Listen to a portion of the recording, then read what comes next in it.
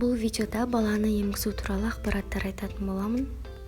Мен роддомнан үйге келгеннен кейін баланы маған басында емгізу ыңғайсыздау болды. Өйткені мен дайындалмағам, оны қалай емгізетінін де білмеймін.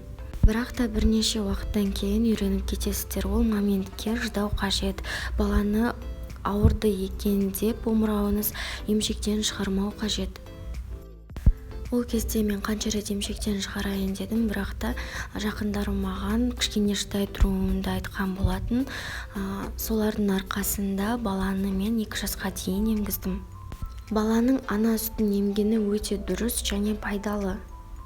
Бала ауырған кезінде ана сүті балаға қарай подстраиваться ететін қабілеті қасиеті бар. Артық сүт болса, міндетті түрде сауып тастап отыру қажет. Оны іште сақтап қатырып қажет емес.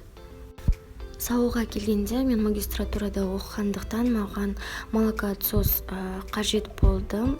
Авенттікін алдым, кішкентайын 75-80 мыңға примерно.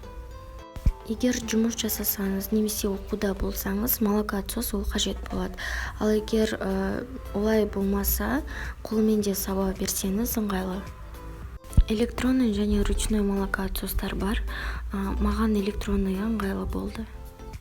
Одан кейін тағы бір айта кететін маңызды жайт, мен ойладым баланы 2 жасқа дейін емгізген дұрыс деп. Иә, дұрыс, бірақ та егер сіздің денсаулығыңыз оған жарайтын болса, егер де сіз анемия болып баланы 2 жасқа дейін емгізетін болсаңыз, ол балаға да беріледі, балада анемия болады.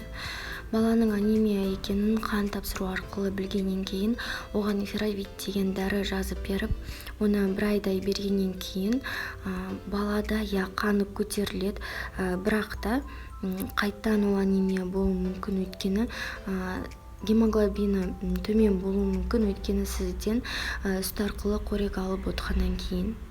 Сондықтан да сіз өзіңіздің гемоглобинді көтеріңіз, немесе баланы емшектен шығарыңыз. Немесе баланың да өзіңіздің де иммунитетіңізді түсіретін боласыз. Берілген ақпараттар пайдалы болды деп ойлаймын. Міндетті түрде тіркелуді ұмытпаңыз, каналдағы видеоларды көріп шығыңыз.